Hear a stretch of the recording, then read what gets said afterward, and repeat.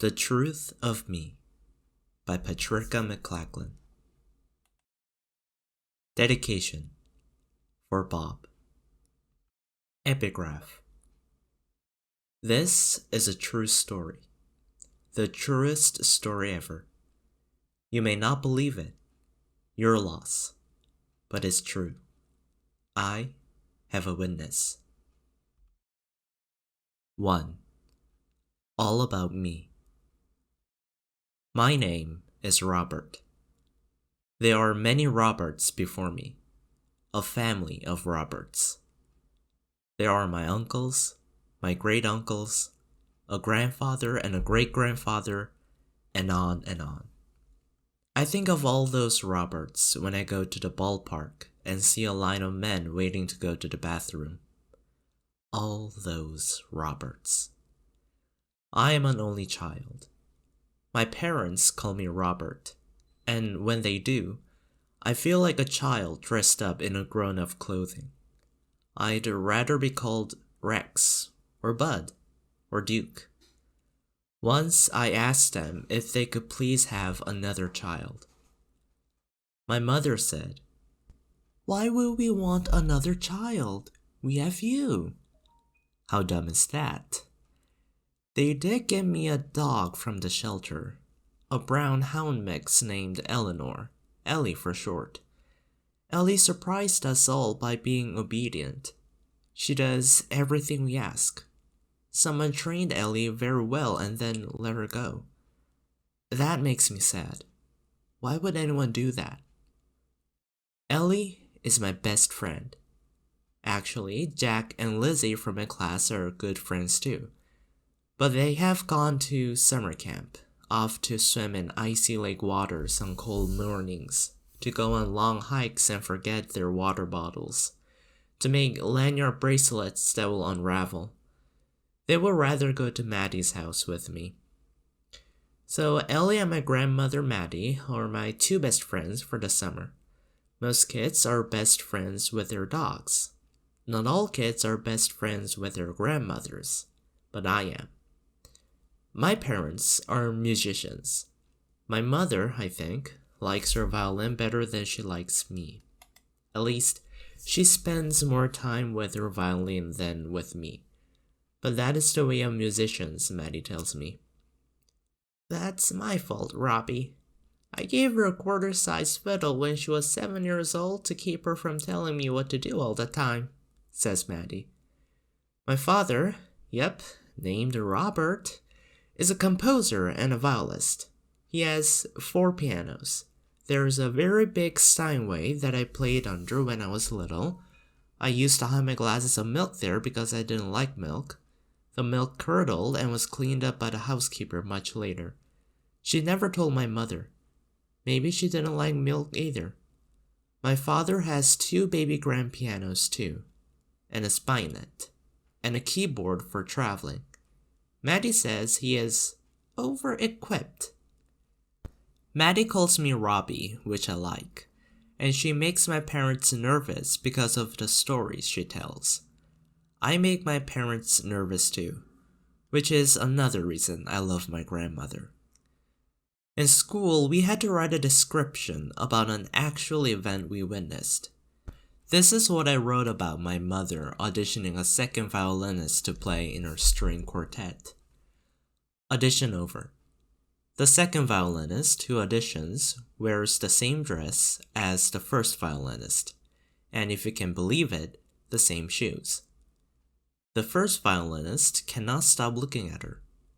The first violinist cannot stop disliking her. Audition over. A tall man with a sneer auditions. He makes a grand mistake.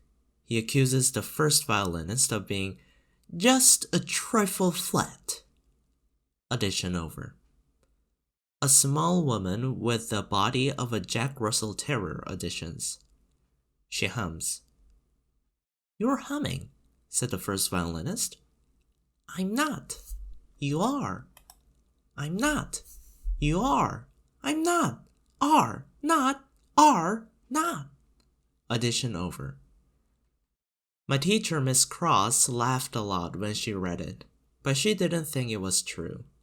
Often my teachers don't think what I write is true. Maddy read audition over and laughed too, but she knew it was true. She's my mother's mother, and she knows. My parents don't exactly trust Maddy. That is, they don't trust all that she says. They whisper and murmur about her, wondering if she's going over the edge, as my mother puts it. Once, my mother called Maddy's Dr. Henry to tell him what she thought. I know all this because I know pretty much everything. I know Maddy says she has lots of animal friends in the woods. I know she says she once shared cornbread with a bear, the two of them sitting on a log. But I also know something my mother and father doesn't know. Maddy has powers all her own. Powers that other people don't have. Jack and Lizzie knows this too. They have met Maddy. Maddy has gifts, says Lizzie. Do you mean magic? I ask. No, gifts, said Lizzie. That's different. Remember when she was here and the birds came down from the trees to see her? And the fox came, says Jack. He came right up to her. The animals seem to know that she is safe. They want to be close to her, says Lizzie. That's her gift. They trust her. I don't care if Maddy tells stories. Lizzie and Jack don't care if she tells stories. But my parents care. And my parents are very nervous. 2. The Quirky Quartet. There is, at last, a new second violinist for my mother's string quartet. He is an unlikely choice to look at him. He wears boots and cut-off jeans and has several tattoos on his arm, including one that says, "Play, baby, play." His name is David Chance, an interesting name since he takes a big chance playing with my mother. And though I can tell my mother does not approve of his clothes, her eyebrows raise with happy surprise when he begins to play. My father is playing viola today. Maribeth, the wild-haired cellist, is going to have a baby that you can tell behind her cello. My mother is annoyed with Maribeth for having a baby, I can tell. It means my mother will have to find another cellist. I think it is Maribeth's business if she wants to have a strange-looking, wild-haired baby of her own. There are an odd bunch, I think. They are called the Allegro Quartet when they play concerts. I call them the Quirky Quartet. The reason for the new second violinist is that the first one died in the middle of a concert, falling forward slowly into his Mozart music. That disturbed my mother's sense of how things should be. They had to stop the concert, attend to him, carry him off stage, and cancel the concert. Today, they are playing the same Mozart. They come to the soft, sweet place where the second violinist died. I suppose it is better to die in a nice, slow melody rather than a snappy one. I almost wrote about this event for my teacher, but for sure, Miss Cross wouldn't have believed it to be true. They are rehearsing today in our living room before they go off on summer tour, and I get to stay with Maddy. Ellie is half in love with David Chance, leaning against his leg, looking up at him as he plays. David reaches down and scratches Ellie behind an ear, and my mother frowns. David knows she is frowning. He winks at me. He smiles brightly at my mother and plays so beautifully that she can't frown anymore. They play and stop to talk about a note that they all hold together. Then they play again. Ellie lies down on David's foot with a sigh. She rolls over on her back. Soon, when the music reaches a crescendo, Ellie will pass gas, as my mother puts it, and they will have to pick up their music and stands and flee to the porch to play. Until then, Mozart and sunlight fill the room. It is evening. A moon hangs above the meadow outside the kitchen. My mother is on the phone. Yes, he's packed, Mother. We'll drive him over tomorrow. We'll be in a hurry, so we can't stop to visit. There is a pause. Robert, pick up the phone. Maddy wants to ask you a question. She watches as I pick up the hallway phone. She doesn't hang up. I can hear her breathing. Robbie? Are you bringing Ellie? Asks Maddy. Yes, I said. Is that all right? I move back in the hallway and look at my mother, still listening on the phone. She sees me but doesn't hang up.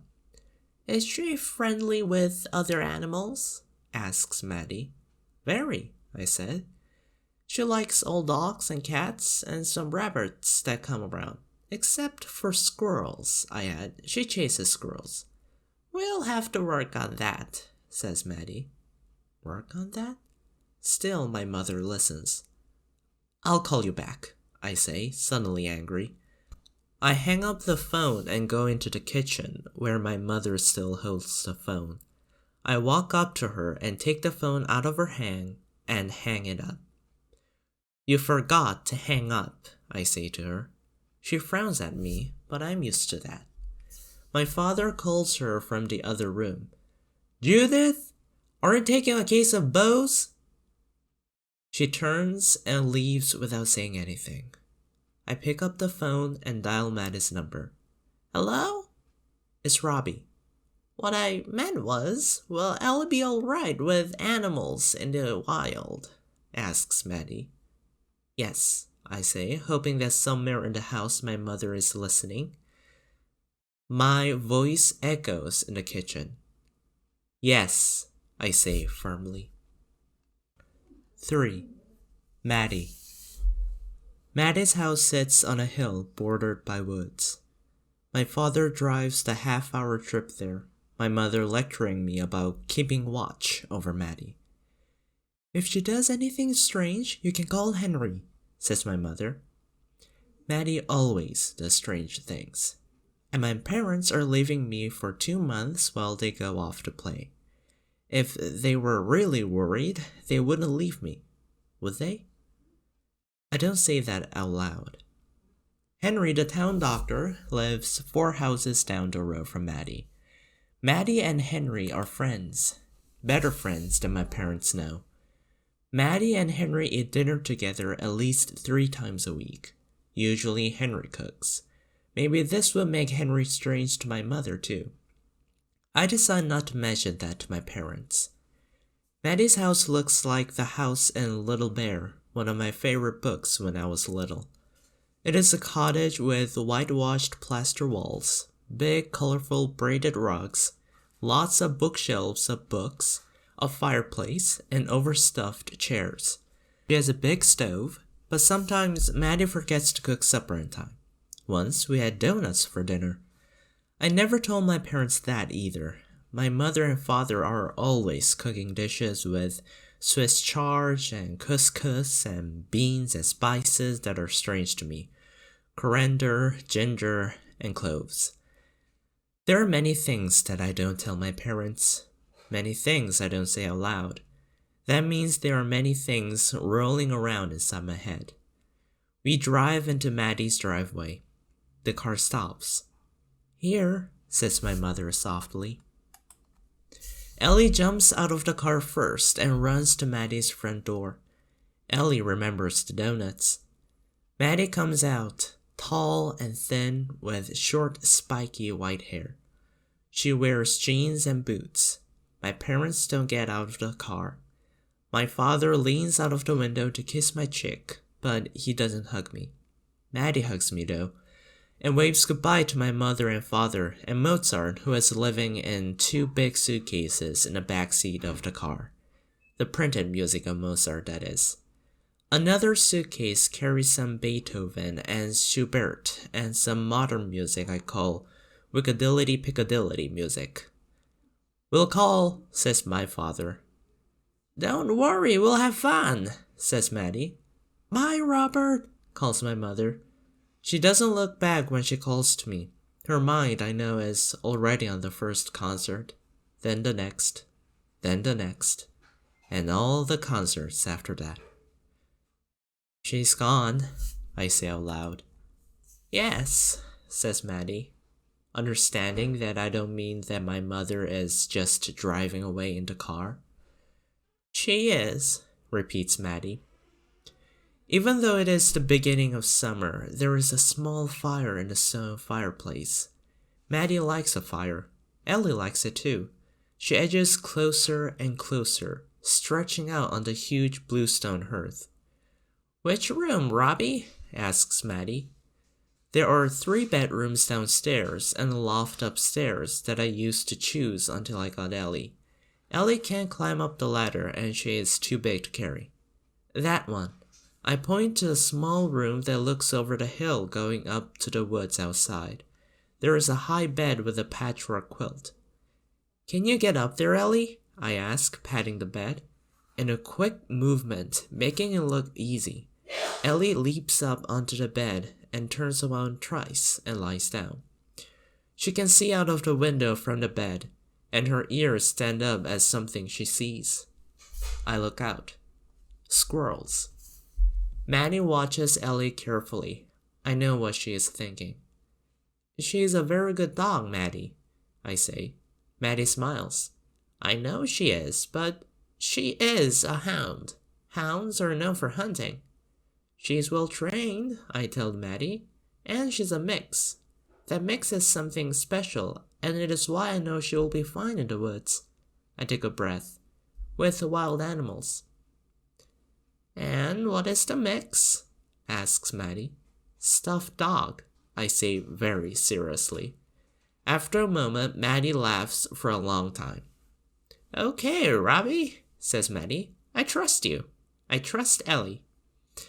Maddy pats Ellie, and Ellie rolls over so Maddy can rub her stomach. I'll go pick lettuce in the garden, says Maddy, going to the kitchen. Come on out when you want. Henry's coming for dinner tonight. Is Henry cooking? I call to her. What do you think? She calls back. I stare at Ellie after Maddy leaves. Stuffed animals, remember, I whisper to Ellie. I made that up, I add. Maddy trusts you. Ellie looks at me with her dark eyes and tilts her head. Maddy trusts you, I repeat, my voice sounding very serious in the little room. I sound a little nervous too. I look out of the window and see Maddy in her fenced garden picking lettuce leaves. Why am I nervous?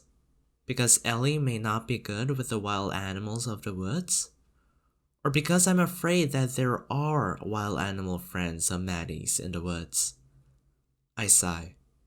Maybe it's easier at home with my mother and father, I say to Ellie. At least I always know what to expect. Ellie stares at me, her eyes big and steady and bright.